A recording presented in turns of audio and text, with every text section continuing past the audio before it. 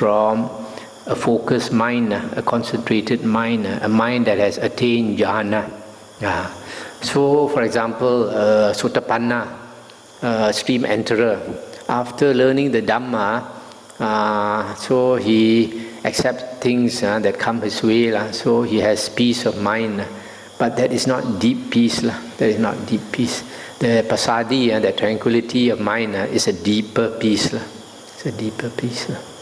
But then, of course, the first one, the santi, the understanding of the Dhamma, helps you to progress in the direction of attaining the jhanas.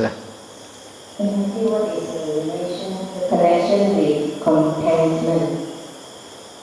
Contentment and peace. Contentment is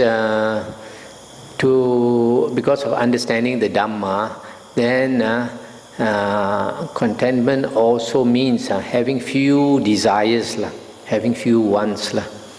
So you don't think of wanting this and wanting that. And it helps a lot. Contentment is very much helped by pasadi. Of course, if you understand the Dhamma, then you have peace of mind, and then contentment to a certain degree, to a slight degree, follows naturally.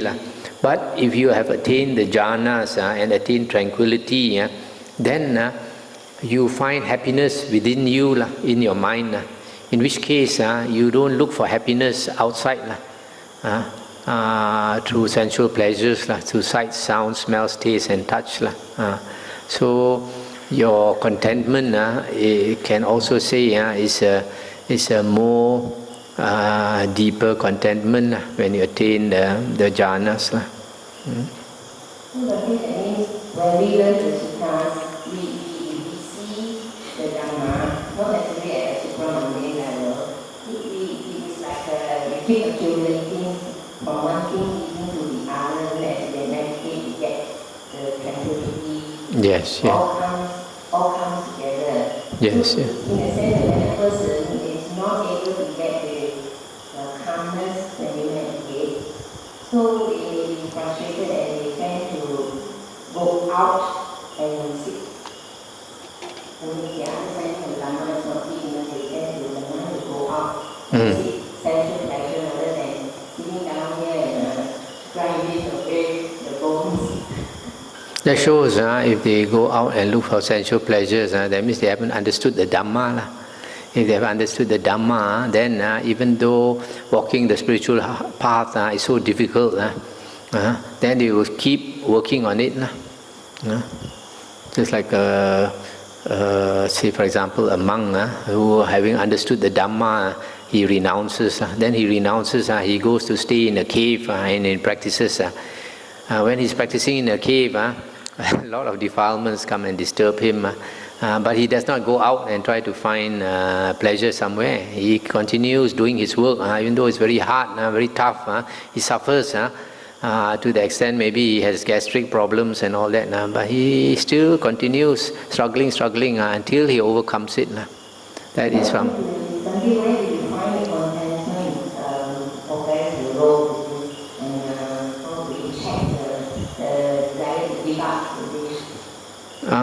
that must come from understanding the Dhamma.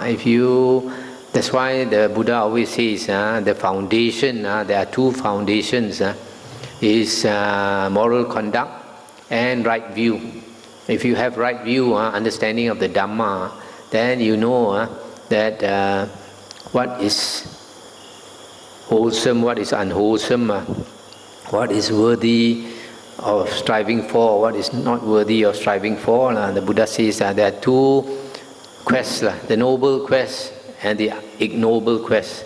The ignoble quest is the worldly striving. Ordinary worldlings strive for material benefit, for material pleasures and all that. Whereas the Aryan quest is striving for this benefit in the holy life.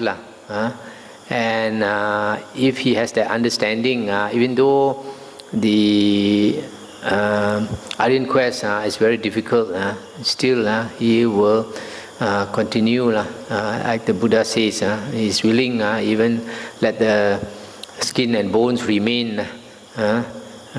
He will still clench his teeth and make the effort. So unless you have that right view, the Aryan right view, you are not willing to suffer for this in the spiritual path. It's only when you have the right view that you are willing to let go. A lot of people, they say they want to attain this and attain that, but when they make a bit of effort and then they cannot get it, they get fed up and go to India first, go for a tour, enjoy first. It's just because they don't understand. If they understand, then they will keep plodding and they will let go. Keep letting go, keep letting go.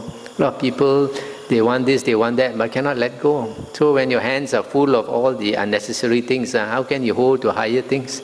You must let go all the rubbish in your hand, then only you can grab something worthwhile. And then what happens if the person who stays on as a lay person for various reasons, and slowly that person will chip away, slowly they will work on their own conscientiously. Can, as a lay person also you can make progress. The only thing is it's slower. It's slower.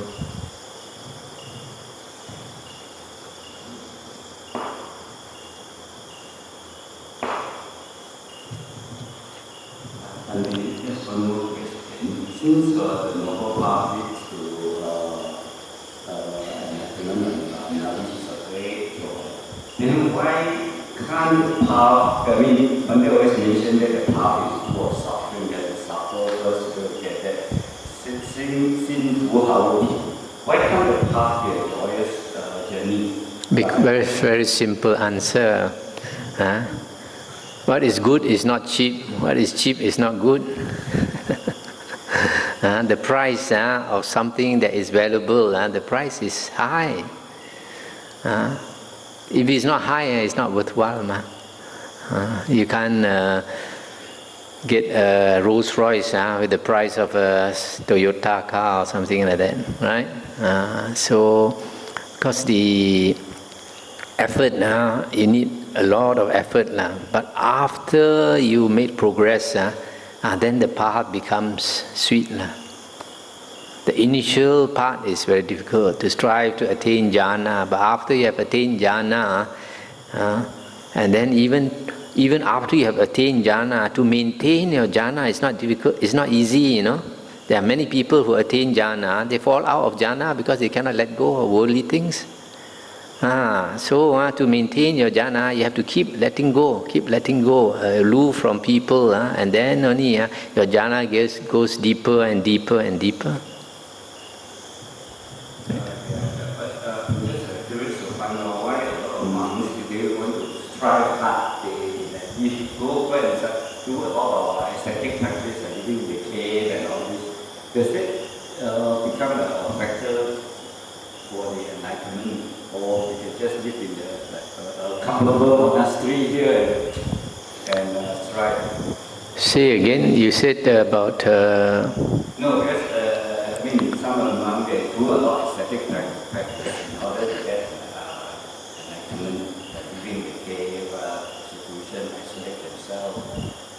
That is what would that be the reason why the path is suffering? Or would it be that you live in a comfortable monastery here, which you do not have to live in the cave and all this? You see, when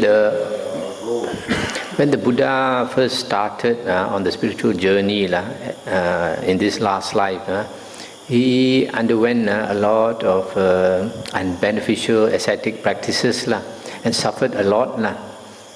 And then eventually he found this Noble Eightfold Path and succeeded. And then after that, he told his disciples not to practice those unbeneficial ascetic practices. However, he did not say that all ascetic practices are unbeneficial. So The Buddha said he taught the middle way, but his middle way to many people is also ascetic. For example, eating one meal a day, and then begging for the food, living in secluded places, isolated from people.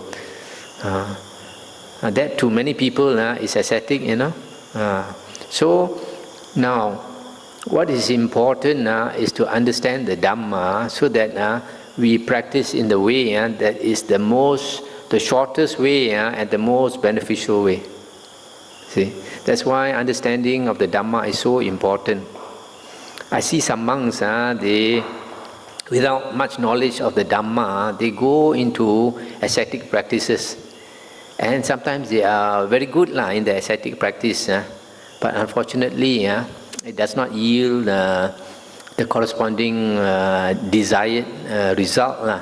You see, for years they practice ascetic practices, but they are not a Sotapatti, haven't even attained Sotapatti. See, and how? Because they didn't know that to attain Sotapatti, they have to study the Dhamma first. So that's why the Buddha always says that we have to rely on the Dhamma and rely on ourselves. Whereas a lot of people, we practice the holy path, we just listen to the teacher and we assume that the teacher is teaching what the Buddha taught. But very often the teacher does not teach what the Buddha taught. That's why the Buddha says that we have to listen to his earliest discourses. Then having heard the Buddha's teachings, then you practice. Then if you start off in a comfortable monastery like this, it's good because firstly, you have not become, you are not tuned to ascetic practices yet. To even practice ascetic practices, you cannot simply go into you want to learn swimming, you don't jump into the deep end of the pond, you must learn in the shallow water first, and then slowly you progress. So you come here, you learn the basic Dhamma, and then you learn the basic meditation, you learn to meditate. Like here we practice 4.5 hours a day. And then as you progress later, after a few years of monkhood, then if you can go off and live alone. But here also, if you really want, you can go into seclusion and other monks can serve. And then you cut off and do your intense practice. But it's very, very important to understand the Dhamma so that whatever you practice, you are practicing in the right way.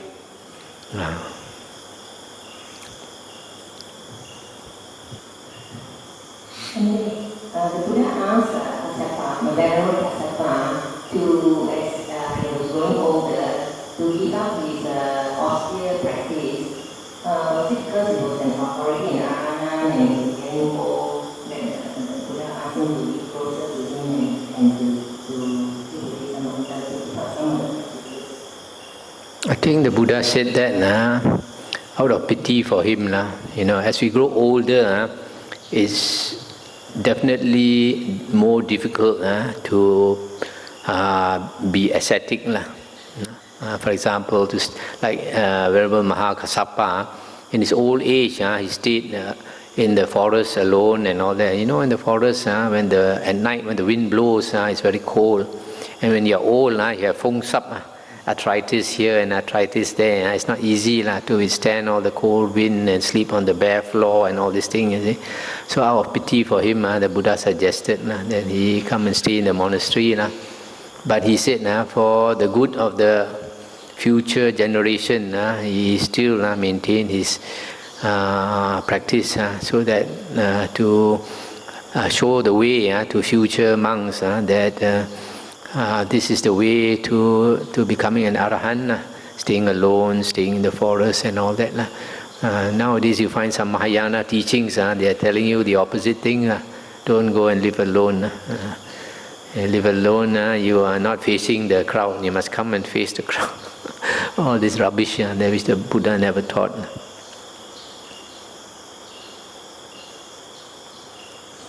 Come, shall we end here for tonight?